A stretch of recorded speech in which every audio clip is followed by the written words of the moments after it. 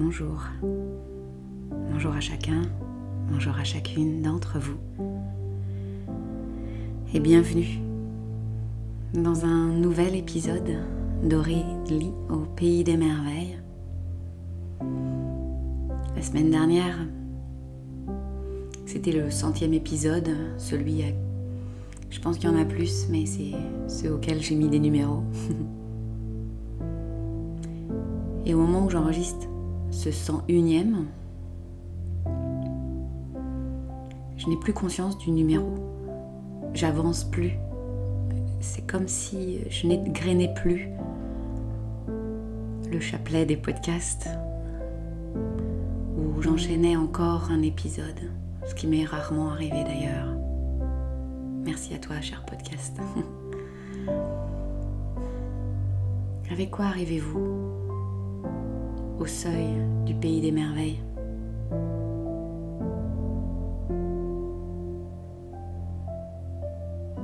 De quoi vous délestez-vous au seuil du Pays des Merveilles?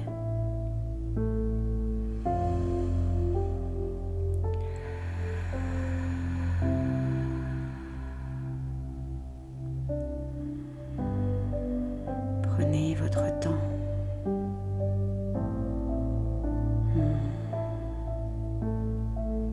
De mon côté, dans mon ici et maintenant,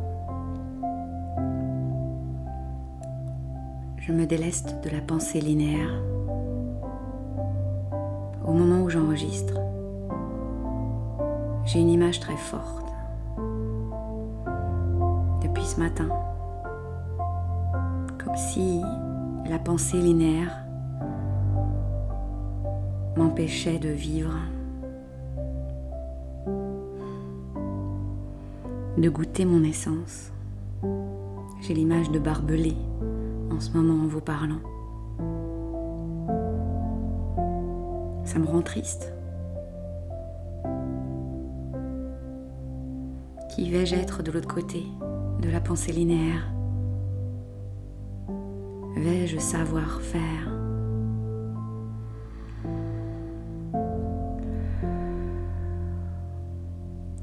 La pensée non linéaire, c'est quelque chose que je pratique, que je connais, mais il y a comme un coup de pied aux fesses de mon essence. D'oser plonger vraiment, d'assumer totalement la pensée non linéaire. Je verrai ce que ça donne.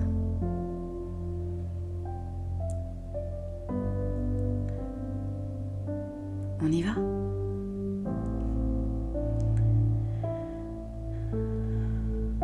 Demain, nous allons commencer Métaphosis. Commence une semaine particulière. Commence une expérience non linéaire. Et depuis quelques jours,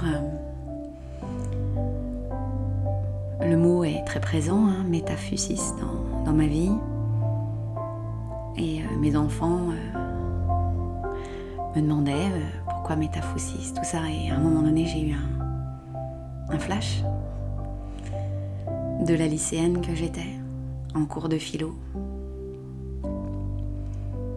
et qui a lu, relu, souligné, travaillé, décortiqué, disserté le discours de la méthode de Descartes. Descartes, ce mathématicien, ce philosophe du XVIIe siècle. À l'époque, je l'avais lu en français. Il a écrit en latin. Dans le discours de la méthode, c'est le fameux cogito ergo sum. Et si vous êtes inscrit, vous avez vu la page que j'ai écrite pour cet événement.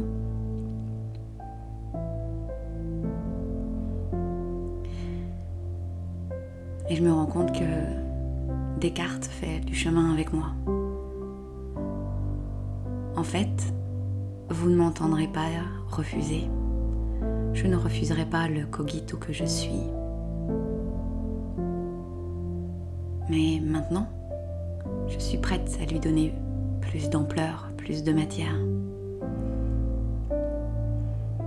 Descartes a également écrit les pensées métaphysiques. La métaphysique, c'est une branche de la philosophie.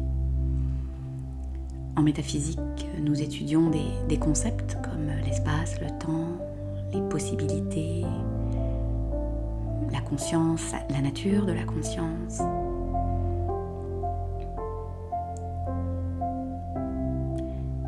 Et il y avait pour moi beaucoup de vécu à cette époque, encore aujourd'hui. L'adolescente qui découvrait Descartes et à qui on proposait telle manière de l'étudier était en totale résistance. J'étais pas d'accord, vraiment pas d'accord, mais je n'avais pas de place au sein de la classe. C'est comme ça que ça doit rentrer, c'est ainsi que ça doit se passer, Aurélie. Et il y avait aussi une part de moi qui me disait « Aurélie, si c'est écrit, c'est que ça doit être ainsi. » Je souris parce que tout mon cheminement fait que je tisse des tisses. Ce tissu de Descartes était pour moi trop sec. La manière dont on l'a étudié, c'était beaucoup, beaucoup trop sec. C'était une époque de forte censure.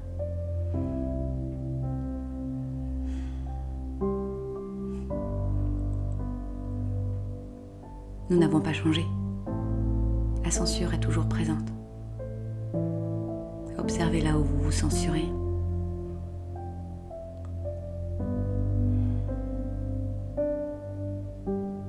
Ces pensées métaphysiques, ce discours de la méthode, ne reste qu'en théorie. Alors que moi, ce que je ressens, c'est qu'un texte, des mots, une syntaxe, un discours est un art de la communication. Le texte n'existe pas sans lecteur et le lecteur amène de l'information au texte. Et je comprends pourquoi Métaphysis est arrivé, entre autres, pour beaucoup de raisons. Et il y a beaucoup de raisons que je suis en train de vivre de l'autre côté de ce micro.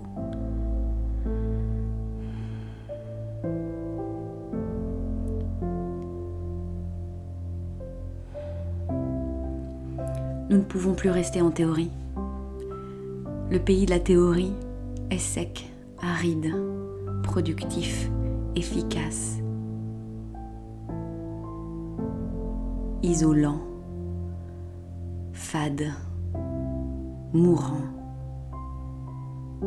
Le pays de la théorie, aujourd'hui, appelle à l'aide.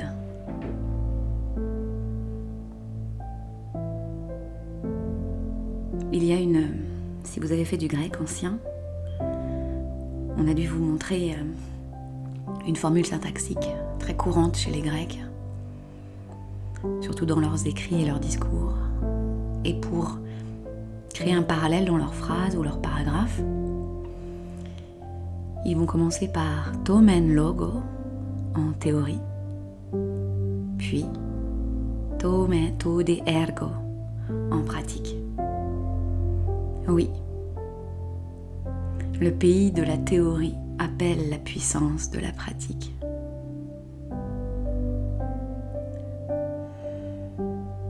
C'est comme l'abscisse et l'ordonnée. Notre angle droit, notre vision, nos intentions se structurent à travers la connaissance implémentée. Alors Métaphysis, c'est entrer dans ce nouveau territoire que nous sommes amenés à vivre en conscience. Ce sont pour moi des expériences très souvent solitaires. Et j'ai répondu à l'appel de Métaphosis. Parce que j'appelle les êtres. Tomen ergo, tode ergo. En pratique. Venez visiter avec moi ce nouveau pays. Et nouveau, pour moi, ce n'est pas... ça veut pas dire totalement nouveau, hyper étrange. Je l'ai jamais vu. Pas du tout. Vous allez goûter et vous allez vous dire, mais ouais, c'est ça. Métaphosis ne seront pas des cours magistraux. Même quand j'étais prof, j'en faisais pas, alors c'est pas maintenant que je vais en faire. Je vous invite à venir goûter ce que c'est une transmission de cœur à cœur, d'âme à âme, de matière à matière. Là où vous êtes vu, dans vos connaissances, dans vos méconnaissances, dans vos matières, dans vos os, dans vos articulations, dans votre souffle. J'invite à chacun et chacune de venir ici et maintenant dans Métaphosis. Parce qu'il est terminé, ce pays de la théorie. Alors merci Descartes. Oui, je cogito vraiment beaucoup. Mais tu sais mon cher Descartes que c'est parti.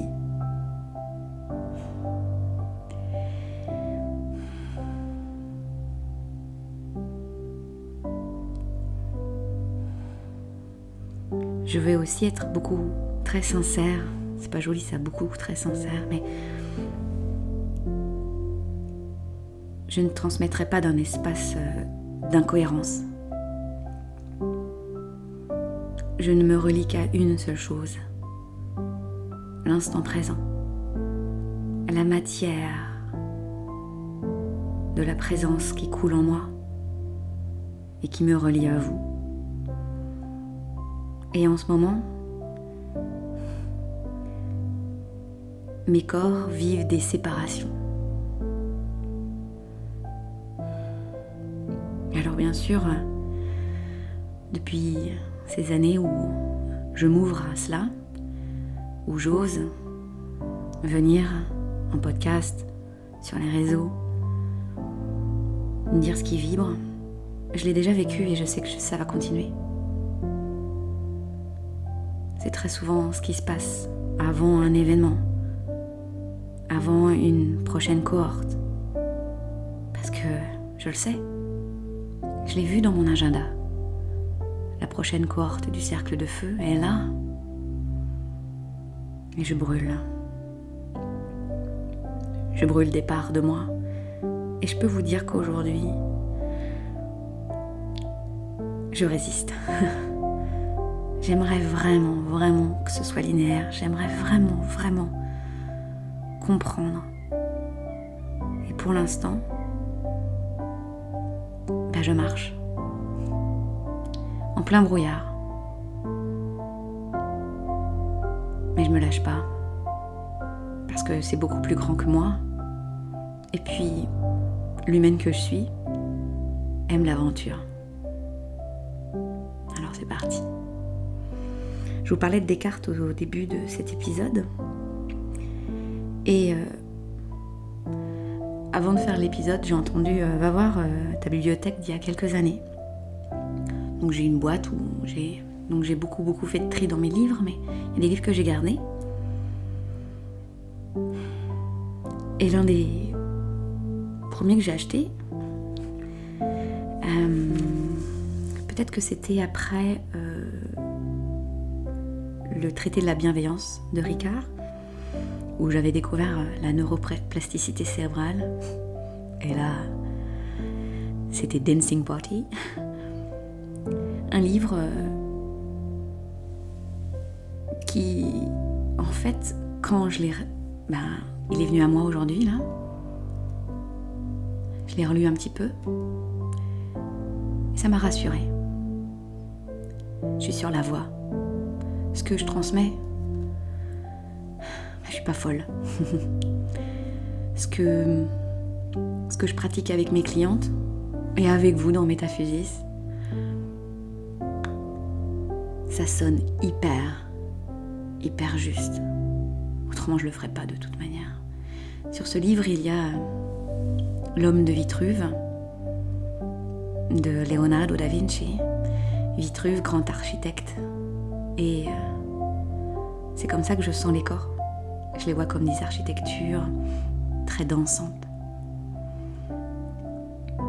Je ne pourrais pas, par exemple, envisager, en tout cas dans mon ressenti intérieur, le corps physique n'est pas détaché du corps énergétique. Il est à différents endroits et il est tissé de liens. Ils sont reliés les uns aux autres. Et quand je vois cet homme de Vitruve, c'est exactement ça. C'est beau un corps.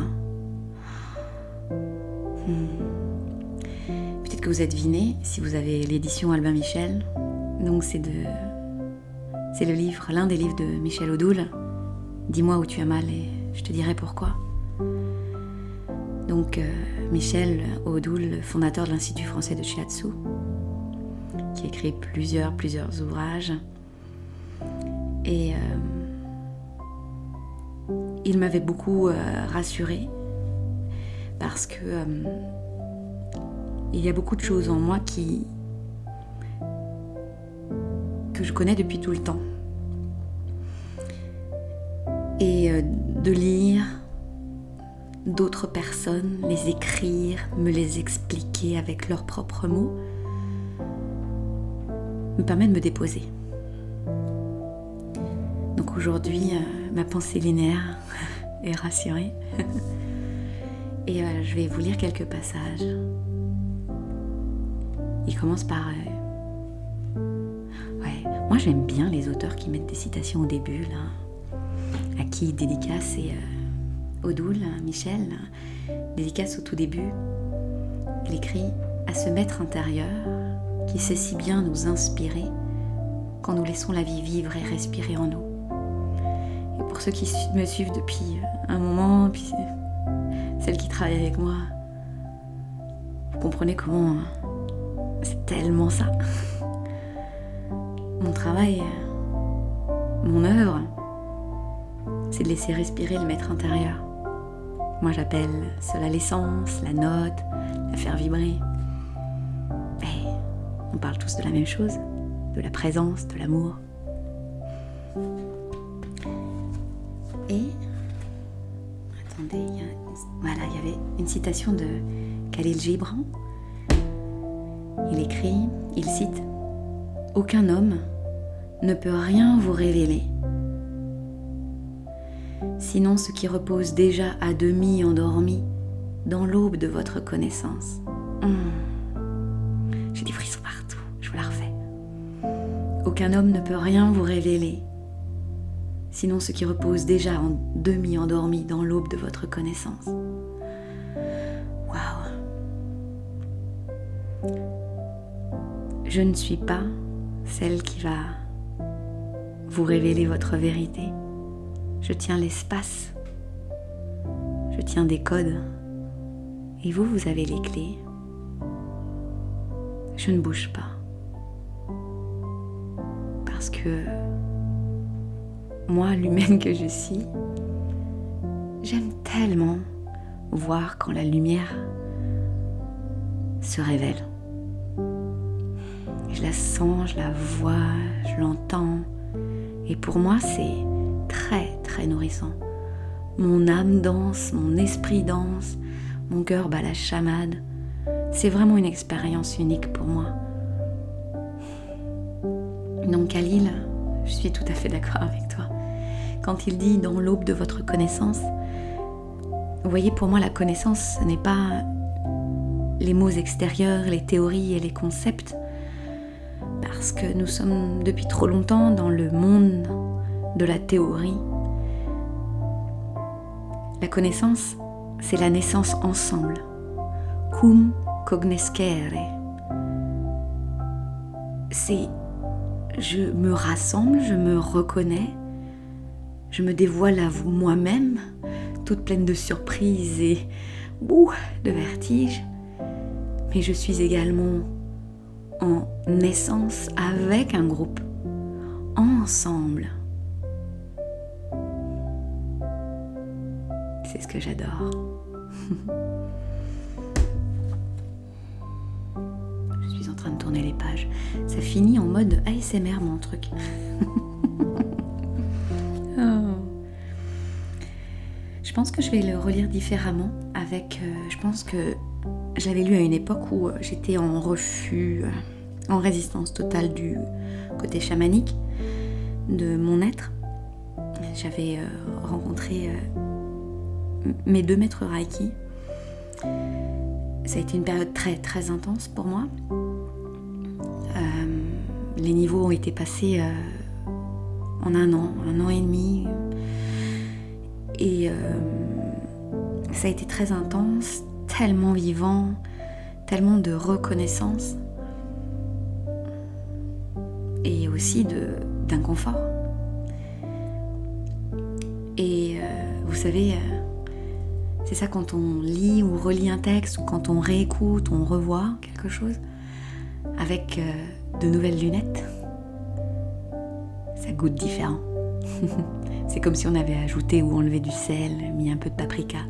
Parce que, en parlant cuisine, alors je suis pas très douée en cuisine, mais là quand j'ai recommencé un peu à le lire, c'est comme si j'avais plus besoin d'épices. À nu. Parce que j'ai plus peur d'être à nu. Oui, c'est inconfortable, je vous disais qu'aujourd'hui, c'est...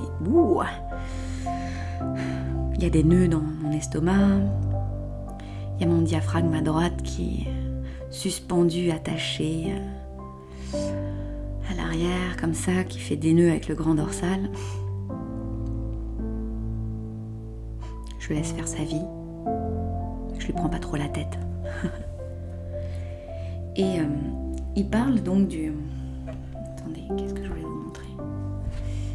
Donc du Chen individuel, donc de la...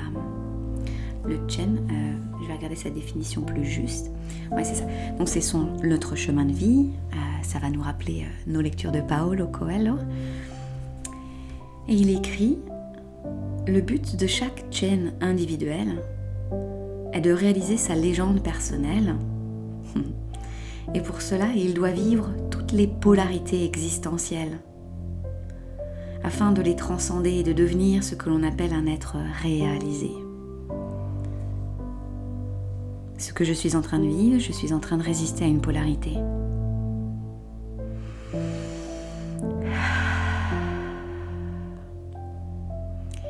Et on va aller avec la simplicité des mots. Un être réalisé, c'est un être complètement dans le réel. C'est un des piliers du cercle de feu,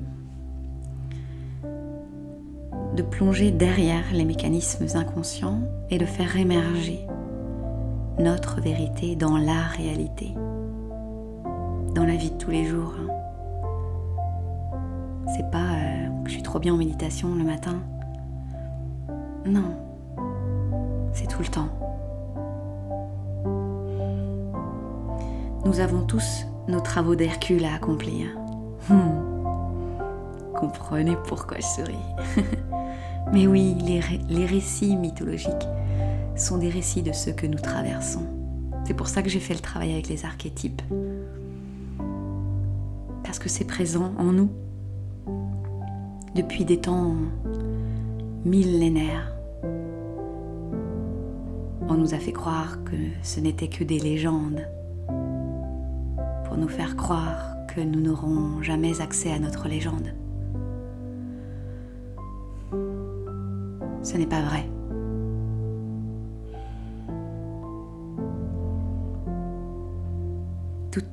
notre vie, c'est le voyage du héros, c'est les travaux d'Hercule. Je sais pas où vous en êtes arrivés. Et peut-être que vous êtes au 12e et moi au 5e. On s'en fout royalement. N'oubliez jamais que dans ces récits, il y a des opposants et il y a des adjuvants. Et vous faites partie des deux. Et moi, je suis peut-être des côtés des adjuvants. Et parfois, vous me percevrez comme une opposante. Tu m'agaces, Aurélie. Ça me déclenche quand tu dis ça, quand tu montres ça.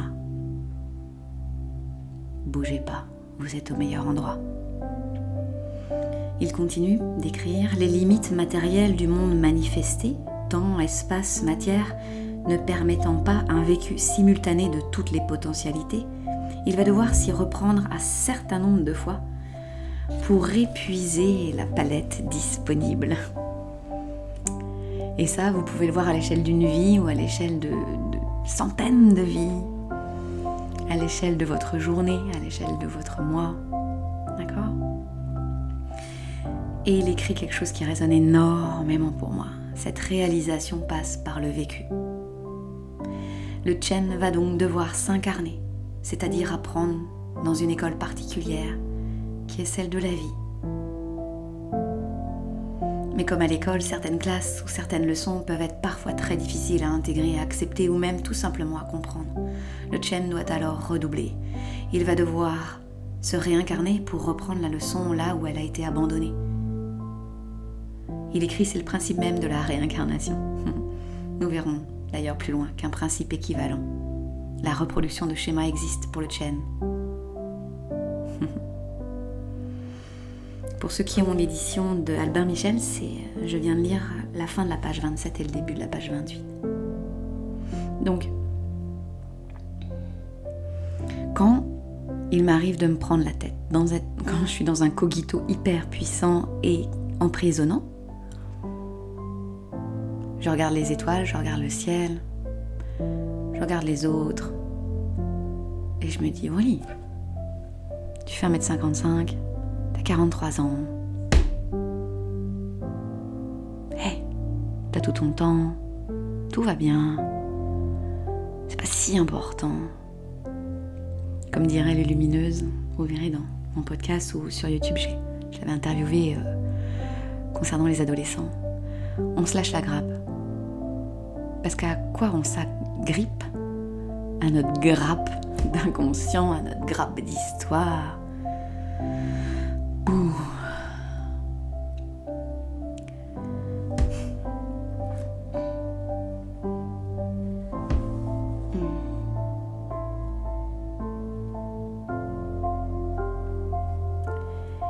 Et un peu plus loin, dans la page 50, vous pouvez ouvrir votre manuel à la page 50.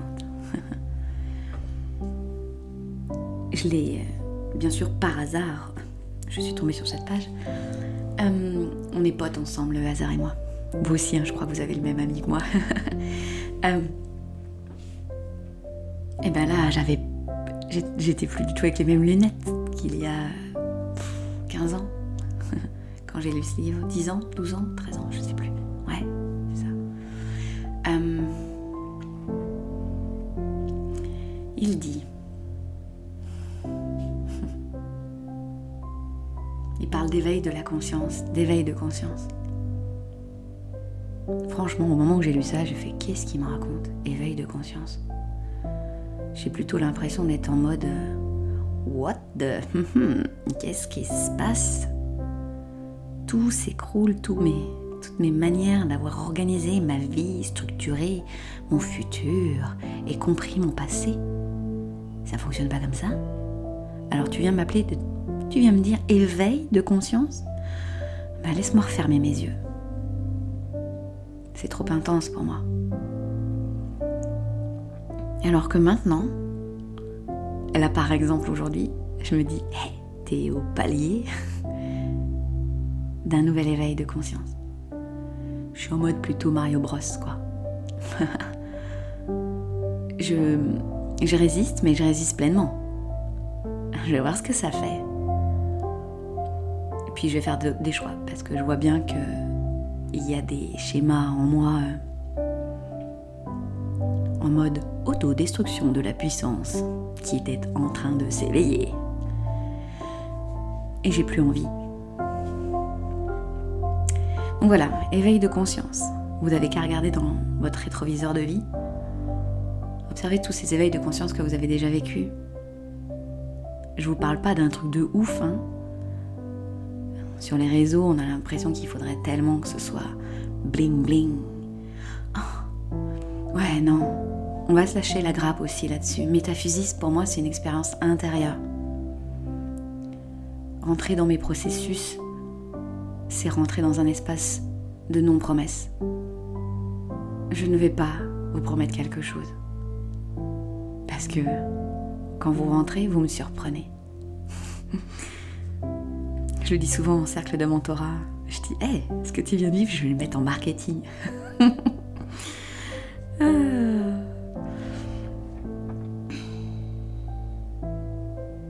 Je regarde là où j'ai envie de commencer ma phrase. Enfin, ma phrase, pas la mienne, ma lecture. Donc il parle de l'éveil de conscience. Puis il dit, c'est à ce niveau que l'individu rencontre la phase d'acceptation, d'intégration de l'expérience, de ses ressentis plus ou moins agréables. Dites-moi que vous êtes comme moi. Bon, je me soigne, ça va mieux. Mais dans mes résistances, par exemple, il y a « je ne devrais pas ressentir de moments désagréables ». On est attaché à cette histoire dans notre société. Depuis tout petit, on nous empêche. Non, tu vas te faire mal. Bien sûr, si c'est pour aller toucher le feu. Pour faire un aparté familial. Donc je mets des bougies chez moi et mon fils me dit maman, je peux m'amuser à éteindre puis rallumer en mettant un peu d'eau ou en touchant. Enfin, il veut ça en ce moment. Oups, pardon. Il veut ça en ce moment. Puis je lui dis c'est toi qui vois. Hein.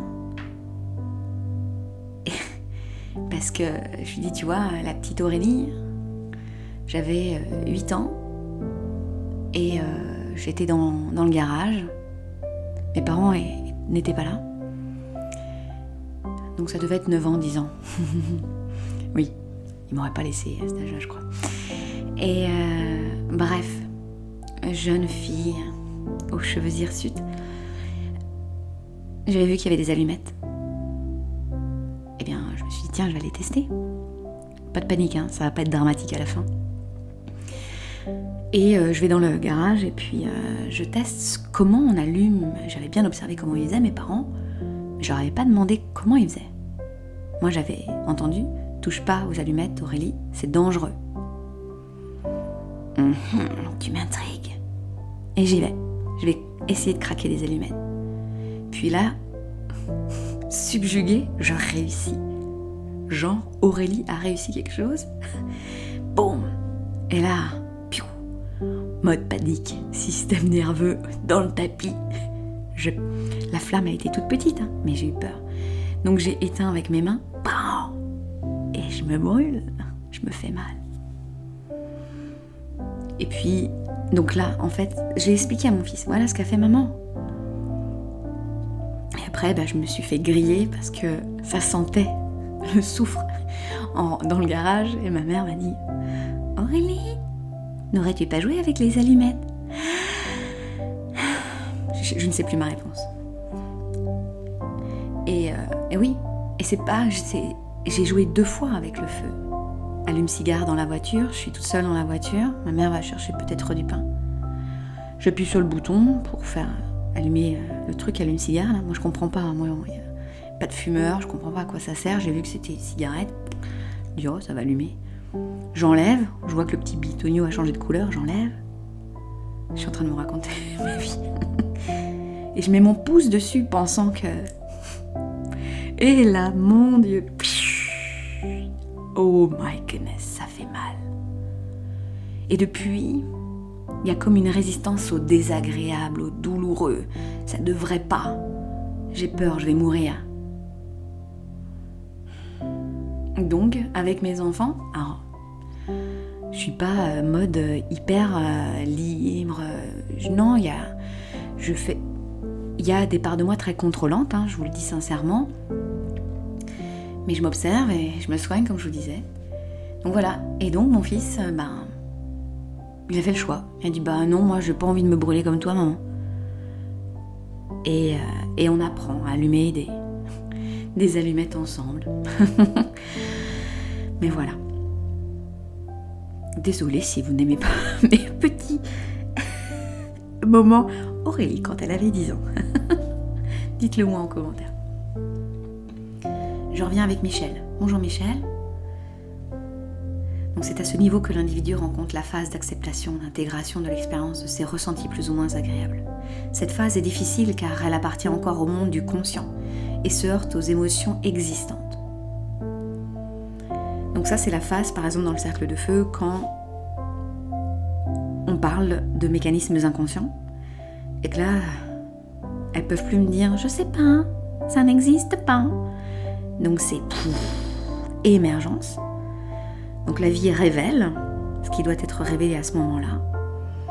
Et là, il y a la phase de résistance, je ne veux pas y aller, ou alors j'y vais, c'est désagréable. Il n'y a pas de... J'enseigne pas un truc qu'il faut faire absolument. J'ai pas de recette miracle, j'en ai une. Bouge pas. Mais voilà, d'accord ? Et il écrit « L'acceptation du vécu va permettre d'annuler, d'effacer ses mémoires émotionnelles conscientes grâce à l'intégration réfléchie du sens de l'expérience et si nécessaire permettre le pardon. » Oh les filles du cercle, si vous écoutez, c'est vraiment en lien avec nos discussions. Ah, j'avais pas vu le mot. C'est en lien avec notre discussion. Les questions que vous m'avez posées sur le pardon. C'est beau, ce hasard. Cette phase est fondamentale et conditionne la bascule vers le plan du non-conscient. Si elle ne se fait pas, l'individu retombe dans son schéma précédent. Sa révolte, son refus de comprendre, sa non-acceptation vont l'obliger au revécu, car elle signifie la non-compréhension du message. Et ça arrive, et c'est parfait. Moi, je replonge.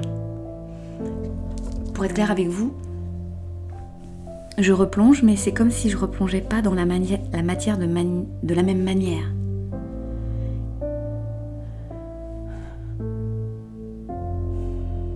Je ne peux pas vous dire ce qui va être vécu dans Métamorphoses. Les titres n'étaient pas les mêmes il y a quelques semaines. J'avais écrit d'autres titres, il y avait d'autres enseignements. Et la vie a fait que ça faisait non, c'est plus ça Aurélie. Et franchement, ça me plaisait bien l'idée que c'était ça. J'avais bien saisi. Et là, c'est un autre niveau, c'est autre chose, c'est différent. Donc je fais confiance parce que c'est le plus juste pour vous, pour moi.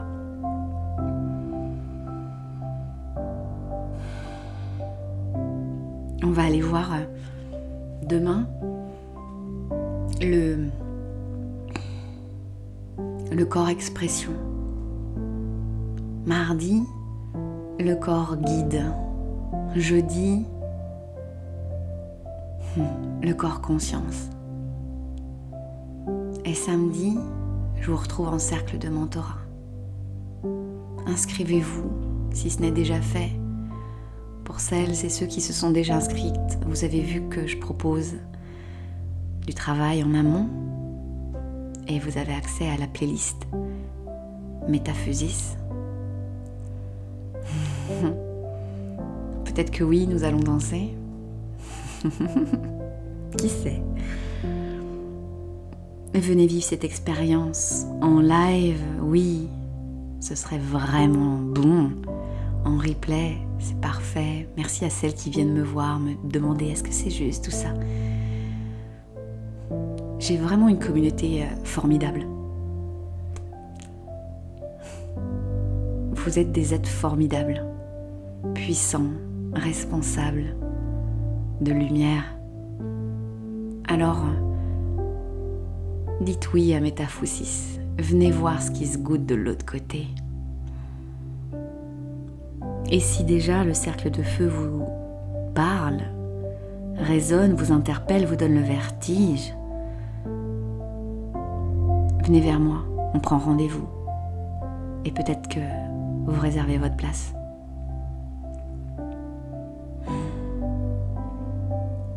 Je vous souhaite une magnifique journée, soirée, nuit.